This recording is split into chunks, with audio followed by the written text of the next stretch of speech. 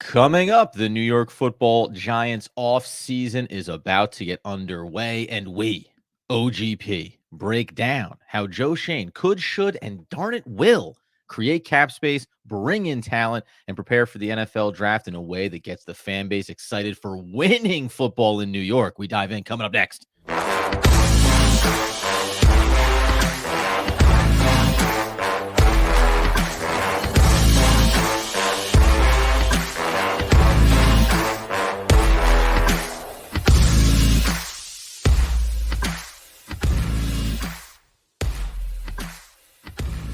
Yes, my friends, it is OGP, the One Giant Podcast, where I am your host by himself for the moment, Adam Armbright, over there, quick as can be, like a cat on a hot tin roof, Andrew Makowitz, the healthy, wealthy, and wise, as we say at the top.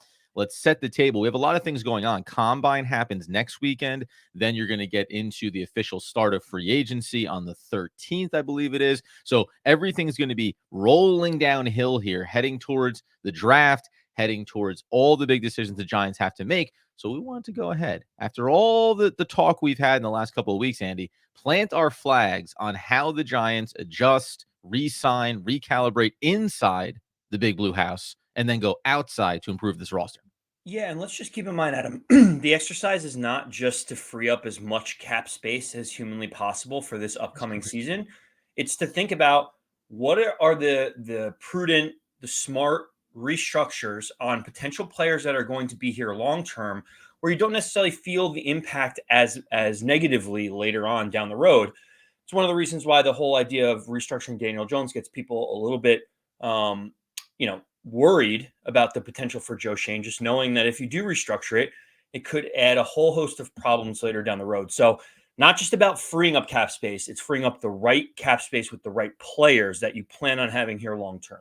Buddy, that's what we're talking about. And Gil DeLilly here, neither one of us is restructuring Daniel Jones. We're going to go ahead and shocker. Yeah. We're not going to go for that. If you listen to, I think, 2 episodes ago, where we found out if you want to restructure him, depending on the way you do it, et cetera, you can end up with about $70 million in one of those years of his deal. So we're not going to go down that road. But let's go ahead and start. When we look over on, I'm using over the cap. Maybe Andy's using a different mechanism here. But you walk through, you take a look at some of the key figures here. Before we talk about Saqoun Barkley and Xavier McKinney and whether or not we're bringing either one of them back, what was your first, let's say, big adjustment inside when it comes to creating more cap relief, which is at the moment projected around $19+ million for the Giants? Yeah, it feels kind of like a no-brainer. There are I think you and I both agree that the list of players that you feel very confident that will be on this roster in 2 seasons, never mind 3 seasons, is a very short list of players. And that's the one that you initially start with when you think about how you would want to restructure or extend in order to free up cap space. And Adam, also, you need those players to play pivotal roles and have big contracts in order to be able to move money. You can't take a guy like Deonte Banks, who's on his rookie contract, and really do anything with the contract at all. So, like, he's someone that you don't necessarily consider. But I think both you and I, obviously, these players signed long-term deals with the Giants last offseason, and that's Dexter Lawrence and Andrew Thomas. I think it goes without saying that those are 2 players that fit the bill in terms of being here long-term, having large contracts, foundational pieces, and moving the money you don't really feel that impact as negatively down the road.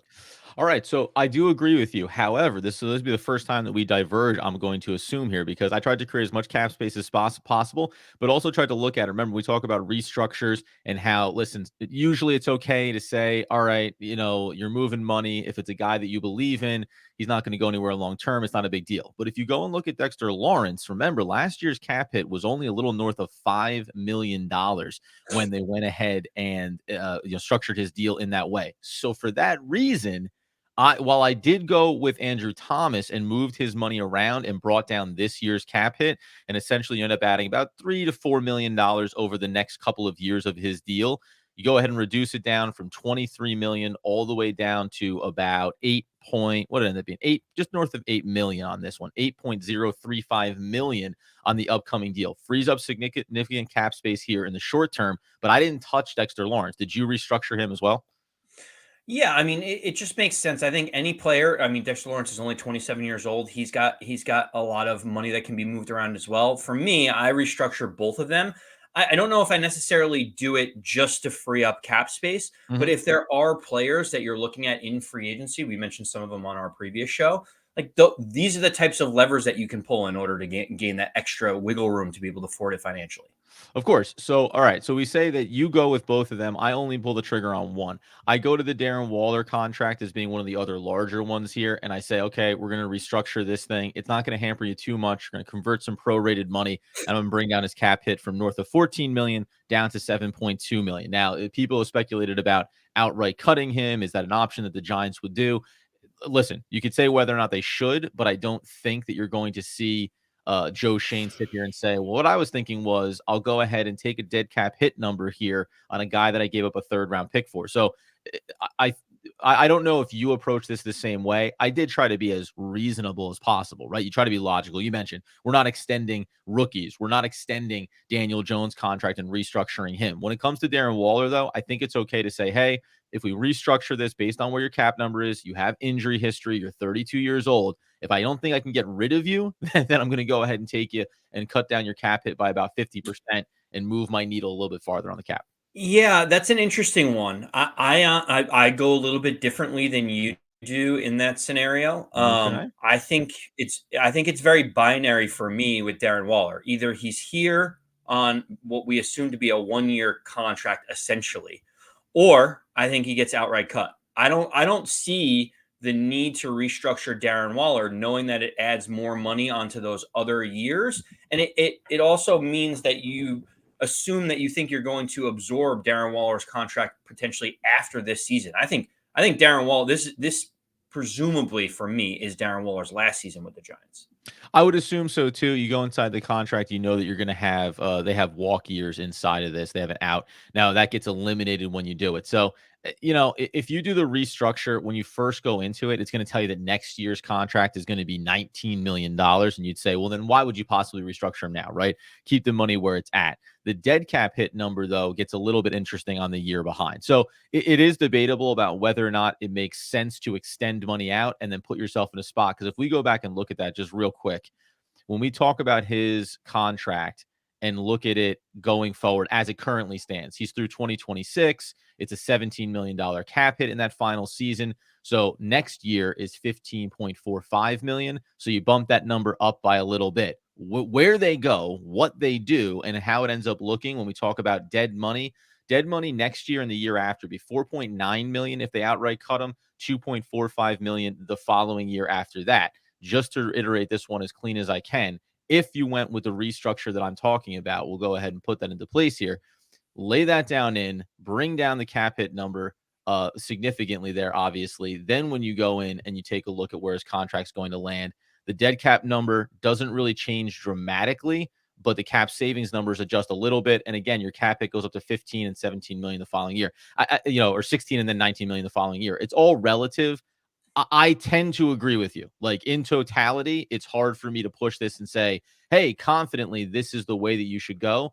The other way you could do it to walk into, I think, one of our next guys that we're both going to talk about is treat him like Mark Lewinsky. Now, Mark Lewinsky, I'm assuming you and I end up approaching him the same, which is to say, Mark Lewinsky, I'm going to come to you and say, we're renegotiating. We are not coming in and saying, let's restructure, let's extend, let's talk other things. I'm going to go to him and say, listen, I have two options here. I can outright cut you, which I'm more than willing to do, and take only a $1.75 million dead cap hit. Or I will restructure you all the way down to, I went down to $2.1 million. And now you're still going to have the prorated bonuses and structures that are in place, but it's going to take him from being a $7 and change million player, bring him down to about a $4.2 million. Now, you can say that's still too high for him. That's fine.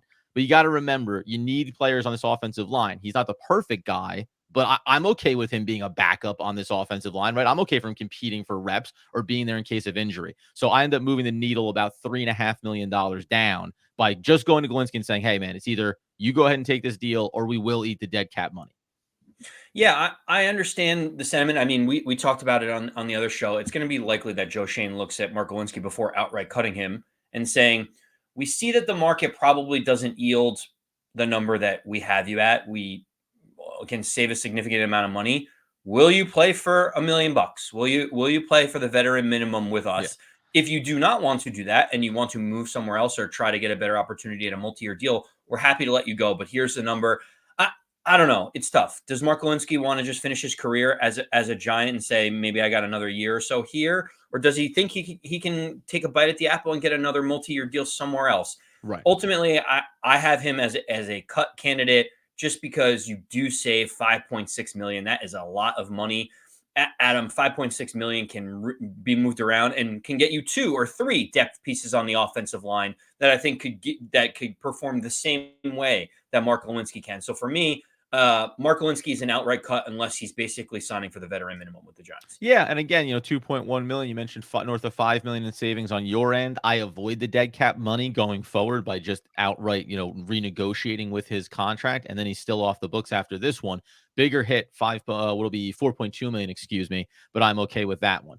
Last one for me. You can lead the conversation on this. I think that's the last one I have. Darius Slayton, obviously coming in, has a $7.9 million cap hit. Now, is this one where we agree? Are you going add another year onto this? Are you just restructuring? Are you outright cutting him? I'm leaving Darius Slayton exactly where he is. I think his Oh, contract is a value for the Giants.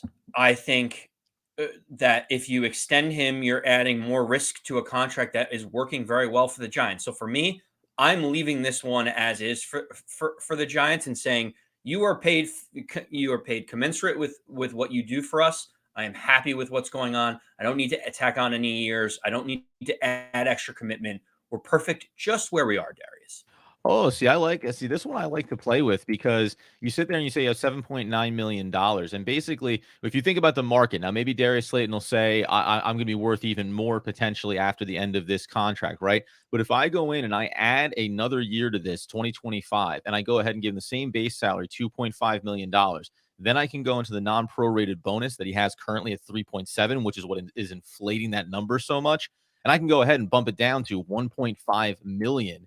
Now, all of a sudden, it's a $5.75 million cap hit this year. I tack on that same 1.5 million to next year's contract that I add on, but with no prorated bonus, I'm only talking about a $4 million cap hit. And maybe that number has to extend a little bit higher, ends up being $3 million, 3.5 million even on his deal for that extra year. By the end of that, though, if you're only talking about sitting here and saying, I'm going to pay 5.75 million this year, going to give Darius Slayton some more security and $5 million the following year, I would be hard pressed to think that the Giants would look back at that and say, oh no, we occupied a roster spot at that position, likely wide receiver 3, right? Maybe ends up being an overpriced wide receiver 4 if you go to the draft. But I still bring it down by $2.5 million on the cap this season.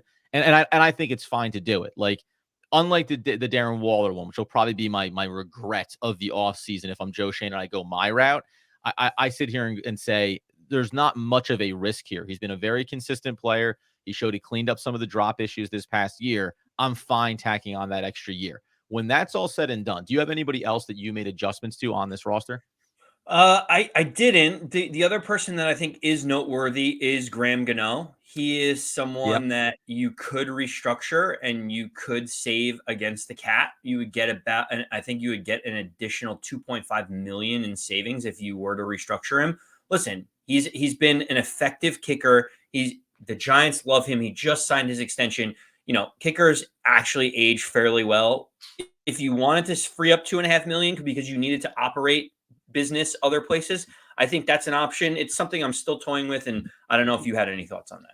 No, that's the last one that I did throw in. It's just kind of an easy one. It feels like, hey, you were injured, you're 37 years old, we love you, and we just need more money. Like, we just like to have more money, Graham. And if you're Graham Gano, it doesn't change anything for you at the end of the day. So when you go ahead and make that kind of commitment, it brings down his cap hit to 4.628 million. Now, here's where it's interesting because outside of that, and by the way, we know there's margin moves you can make. There's some guys that are just going to get cut on this roster. Like, we understand that. So there's actually going to be a little bit more money to play with, but you're going to have significantly more money than me under the cap because even though maybe it'll be a little bit closer because I do the Darren Waller restructure, but you're going to have, I have 49.5 million essentially dollars underneath the cap. But because you did Dexter Lawrence as well, what does your total end up being?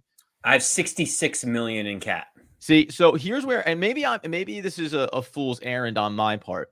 I tried to look at it again. You think about the cap number there.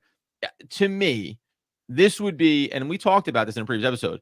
doing the Thomas and the Dexter Lawrence and all these things, it's like, well, this is the all in. This is the I created $66 million of space because I want to go to free agency and I want to sign 1, 2, 3, 4. And we're going to get to the in-house guys here in a second, right? You want to bring all these guys back and bring in more talent, which is fine.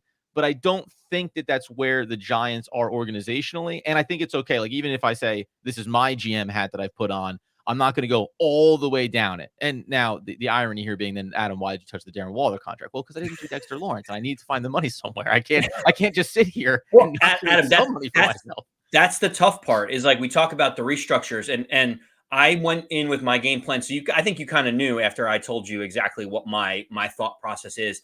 Players that are young, that you think are core pieces, that are going to be around here long term, that have big contracts, are the people that I look at and say, you're the people that you could restructure. And to be honest with you, Adam, you could restructure obviously Bobby Okereke, and be able to get those numbers where they need to go. Yes. So, I mean, that's kind of where I finished it. Is you can restructure Bobby Okereke. You could restructure them again next season if you want. For me, guys like Waller and Glowinski, probably not here anymore. Give me some fresh bodies, fresh perspective, younger, cheaper talent to be able to spread that 66 million across the board. And let me just, before we talk about the moves that we make and how we both improve this roster, let me just remind everybody here, because this was a tricky one. I did not realize how smart I was until just this very moment. The Darren Waller contract, you restructure him next year in 2025. Oh my God, it's a $19 million cap hit. Whoops-a-daisy. No dead cap if you cut him with $5.23 million in cap relief. So that's the only reason that I did it. All along, I knew inside my head, you do that in the short term to create money, knowing that in the long term, you can turn right around and just move off this guy's contract. The relief is not going to be as sizable a year later because you're using some of it now, but that's effectively what you're doing. You're getting a little bit of that cut value early, and then you'll go ahead and finish it off next year. And because in 2026, it would be a $2.45 million dead cap hit on that newly restructured deal. So all that to say, Andy has 66 million. I have, let's just call it 50 million because it's a nice round number. We're going to get into the choices that we made, the players that we went after, and how we improve this roster heading towards the draft, including in-house decisions around Saqoun Barkley and Xavier McKinney. Right after, though, we tell you about our good friends over at Manscaped. Oh, baby. You know that Manscaped is here, as is 2024. It's in full swing. And that means it's time for the New Year's resolutions check-ins with our friends over at Manscaped. By the way, we tell you every single time you get over to manscaped.com, you use our exclusive promo code OGP24, you're going to get 20% off your order plus the free shipping. What are you into? Andy, he's failed miserably on all of his resolutions. I haven't. I wanted to have a luxurious beard and a well-groomed appearance when I come onto OGP. That's why I've been using the recently newly introduced MVP of 2024 Manscaped's 5th generation lawnmower. It's not just a trimmer, it's a groomer sidekick equipped with 2 skin-safe blade heads, a standard one for taking a little off the top, and a new foil blade to go smooth wherever your heart desires. And for the men who want to have a full grooming experience, look no further than Manscaped's Performance Package 5.0. It's a grooming kit. They'll go ahead and give you the lawnmower, the Manscaped ear and nose hair trimmer, and essential aftercare products like the crop smoother and also the ball aftershave lotion, plus crop preserver and anti-chafing ball deodorant. It's a whole package for your whole package. You guys get it. Guys, get over right now to manscaped.com. Use our promo code OGP24 for 20% off and free shipping, and go ahead and get yourself well groomed for 2024 and stay that way thanks to Manscaped. Oh, Andy, let's hit the big elephants in the room here now. You've got a ton of money. I've got a good amount of money. You have to make the decision on Saquon Barkley. You have to make the decision on Xavier McKinney. What do you choose on both of those key players? It feels like it surprisingly is the end of the road for the Giants and Saquon Barkley in my estimation. I think, It's so well, yeah, hard cue the to Boys to Men say music.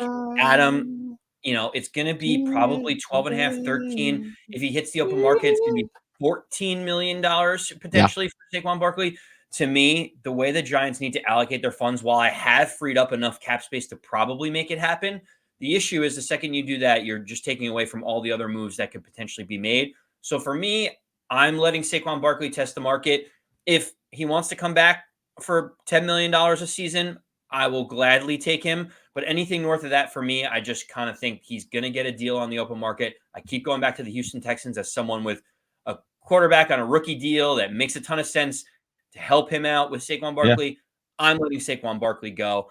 I am looking to extend Xavier McKinney. He's so young. He's so talented. He's a known commodity in the building. And Joe Schoen talks about that quite a bit. It's like the players that you have in-house, you see them every day. You know their work ethic. You know what is good and what is bad. Whereas on the free agent market, you have to question, why did this team let this player go if we think Of he's course. so good? So for me, I'm re-signing Xavier McKinney.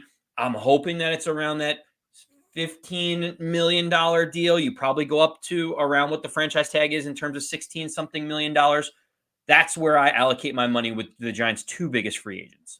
I like it. I agree with you. I let Saquon walk. It's unfortunate, but it's just the nature of the beast. And I think ultimately that another team's going to come along here. Tennessee Titans, by the way, could be a team to watch for with him as well. They have a ton of money, and they just let Derrick Henry ride off into the sunset. Same thing with Xavier McKinney. Listen, I end up putting the deal somewhere around 4 for $54 million. It's going to be like a $13.5 million a year deal. Maybe it's a little low, maybe it's a little high, but right in that range. He's too young, 24 years old. And if you get rid of him, while we've talked about before, yeah, he has some other options on the roster. Do we know that they're guaranteed locks? And guess what? They're also going to come up for contracts. Not going to be as sizable, but you're still going to end up spending some money somewhere else. So I stick with the young player. Surprisingly, I think for both of us, given the somewhat rocky road that he got here, based on performance and also the way it was perceived in the media. So we both keep him something in that neighborhood, right? $13-14 million we're going to go ahead and assume.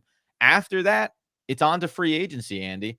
When we talk about some key free agents, we've mentioned guys, you obviously are going to say you're signing Robert Hunt here. That's the one-to-one when you don't bring back Saquon Barkley. I decided for the sake of conversation to go a different route with this, also knowing that I retained Mark Lewinsky. But go ahead. You go with Robert Hunt, and then give me your second key player that you brought in. Yeah, I think Robert Hunt makes a lot of sense. We mentioned it before. He's projected to probably get $13.5 million in the open market. It's probably the slot that Saquon Barkley is going to take. So you can swap out like for like contracts. So for me, that's a pretty easy one there. There's a couple of different ways that you could go about it, but I do think the Giants need some type of edge rushing. I don't necessarily know how Joe Schoen views this. Does he want to go young and pair him with Kayvon Thibodeau? Does he want to go with a stopgap 1 year type of veteran? To me, a guy like Jadaveon Clowney makes a lot of sense to have a veteran leader in the room. You may be able to get him for, I don't know what, $3 or $4 million, maybe $5 million based on his age and production right now. That's a pretty good situation. If you think that you could swap out someone like Mark Lewinsky and reallocate his funds to an edge rusher that can get you 8-9 sacks, that's something that Azeez Ojulari has not been able to accomplish for the Giants to date. Yeah, that's not bad, man. It's an interesting way to go, bringing in a veteran presence at a low cost at that. So if we talk about just my couple of first key ones, unlike Andy, while Robert Hunt, by the way, I'd sign off on it. Who knows? Maybe I'd sign off on both of these moves. But because I kept Lewinsky, I kept him specifically for a reason I had in mind. It's that Evan Neal, I don't know what you are, but what I think you are is a complete draft bust. And if that's the case, going into this season again and saying, well, you're going to be the starting right tackle for the New York Football Giants, maybe they do something in the draft. We understand that, but there's other needs here. That just seems like a danger I cannot afford. So I go and I find Jonah Williams of the Cincinnati Bengals, who's coming off of his contract there. He's 26 years old. He has a relatively, talk about PFF grades, not so impressive over the last 2 seasons. You go back to 2021, though, 1,000 snaps, 77 PFF, takes about 4 penalties, a handful of sacks per season. Little north of $10 million if we're talking about what his value is on the open market. The reason why I like going and giving him a potentially 4-year deal in that $10 million range is that I'm going to go into the offseason and say, Evan Neal, guess what? It's open competition season. We left a veteran Glowinski here. We still have other players like McKathan, right? Like Azudu. Those guys are in the mix. You need to find your role. Now, on the one hand, you could say, so you're going to have an incredibly expensive backup swing tackle in Jonah Williams. I guess there's some risk of that. I'm erring on the side of Evan Neal's not going to be the starting right tackle. And if Neal can find a role for himself inside at guard and overtake Glowinski, great. And if not, guess what? It's the end of the road for you anyway. So I go with the thing that I think is going to help improve this roster a bit. I bring in Jonah Williams. I sign him to a contract. And then I'll give you my other margin move here. I looked at a couple of things. I didn't bring back Saquon Barkley either. There's some names out there. Cordell Patterson, we talk veteran guys, is an interesting one. 2.5 million probably gives you not only running value, gives you a little receiving value, gives you a little special teams value as well.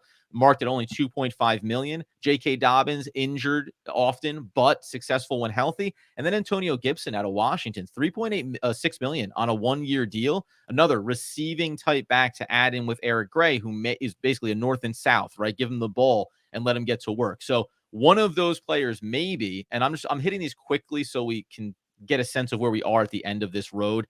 Linebacker Bryce Huff, I had talked about him before. I still think he'd be a really nice addition, 9.2 million. Terrell Dotson out of Buffalo had a very impressive playoff run with them, 4.8 million on his AAV. These are all guys that I'm looking at.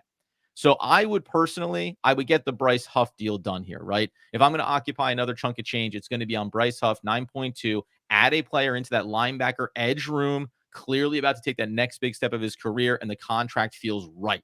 So I've added in Bryce Huff. I've added in Jonah Williams. That's going to cost me $20 million. And then I add in McKinney as well. We're talking about spending $30+ million on those 3 positions. Were there any small margin moves that you added into bringing in a guy like Robert Hunt? And then you obviously brought McKinney back and you made another additional move on the defensive side of the ball, but a smaller one with Clowney. Yeah. So the one other thing that I'm thinking about is you mentioned Cordell Patterson as an option. If you are letting Saquon Barkley walk, you don't necessarily know what role someone like Matt Breida has. You drafted Eric Gray, but you've seen a mixed bag before. The player that I think is most fascinating to me is Devin Singletary, the running Coming back from for the Houston. Buffalo Yeah. Bills. Oh, no, sorry. He played in Houston for 1 year? Sorry, he went to the Houston Texans, but I'll explain my thought From process in a Buffalo. second. He's going for connection first. He wants connections first, people. You see where I'm going with this, Adam, already? So obviously Devin Singletary was drafted in Buffalo when Joe Schoen was in Buffalo. He had 4 relatively productive years, but it wasn't like the best years that he had. But Adam, he ended up having 4.2 yards per carry with the Houston Texans last season. He has a career 4.6 yards per carry.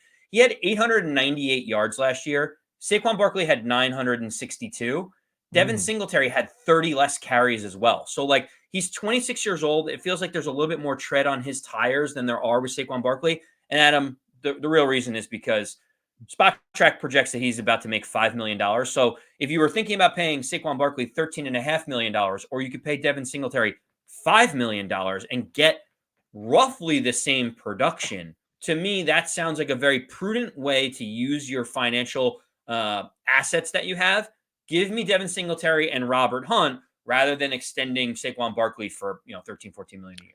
So you go with Robert Hunt, you go with Singletary, you maybe go with a Jadaveon Clowney. I'm going to go with Jonah Williams. I'm going to go with Bryce Huff. And then same thing, running back wise, I'm going to go to the draft. Like I said, J.K. Dobbins 2.1, maybe I do that. Here's the one that I would pick up here in free agency, depending on what the Giants want to do, almost regardless. I might take a look at a player like Nick Westbrook, who played for Tennessee the past 4 seasons. He's 26 years old. And over a relatively healthy career and not getting a lot of starts until the back end here, 13 and 9 over the last 2 seasons, respectively. But here's a guy that's caught 38, not impressive, right? 38, 25, 28 catches, 476, 397, 370. Okay, ho-hum. But guess what? He averages 13.5 yards per reception for his career. He had 3 or more touchdowns over the last 3 seasons of his career. And his catch percentage this past season really spiked up to 62.2. And he only had 1 down year, 50% the year prior. I look at him as being at 2.5 million, by the way, a very low cost and a nice kind of insurance policy. 6'2", you bring him in, and now you start to think about maybe there's a number 1 wide receiver coming in here in the draft for the Giants, but you just think, I have Darius Slayton, I have Westbrook, I have Wan'Dale Robinson, right? I have my rookie going into second year in Jalen Hyatt. Like, let's get a little bit of a complimentary package going here for whatever quarterback's going to be here, short or long term. So nice little value buy there for me to add in. And then basically you and I are both. Now, you'd have more money here to spend if you wanted to. I'm basically done because I'm sitting around $10 million. I need it for my draft class. Some other margin moves are going to get made here to make sure I have a little to play with in season. Is there any other big move that you make? No, I think that then I kind of start focusing on the draft unless something happens where we can get value out of a player on free agency that we didn't think we could. But obviously I would like to address the cornerback position, knowing that Adoree Jackson's likely not going to be here. That might have to be through the draft, or it might be that $7 or $8 million kind of cornerback 3 that you hope can hold down the fort. So that's kind of where I'm done. Even though I have the funds, if I was going to spend them, it would be at the cornerback position. Yeah, I went and looked at a couple of different players there. Nixon, who played for Green Bay most recently. These are guys on the open market. Levi Wallace played for Pittsburgh, obviously. And you're talking about guys that have market value somewhere, $4.5, $5 million, maybe $6 million. And taking a look at guys that are kind of, depending on age-wise, in the prime or close to the edge of that point of their career. That being the case, this is a walk down the road, right? How do we get there? We went ahead and looked at all these different positions of need, little restructures here, some cuts, and ultimately improving the roster free agency. And then it's the draft. So when we come back in next week, two things are going to happen. Preparing for the combine in a big way, giving you laundry lists of names to watch. And then we'll also talk about how did today and the decisions we made impact what we would say the Giants should do when it comes to the NFL draft. All those great things are going to be available for you. Go ahead and get us over on YouTube at One Giant Podcast, on Twitter at One Giant Podcast, at AndyMac214, and at Adam Armbrecht as well. Get us on the podcast feed wherever you get those needs fulfilled. Guys, go check out our sponsors, Manscaped, OGP24, free shipping, 20% off. Use our sponsor. Help us out. And until next time, as Andrew Mackowitz would want, need, enjoy the weekend. Demand that people know. As always, let's go Big Blue.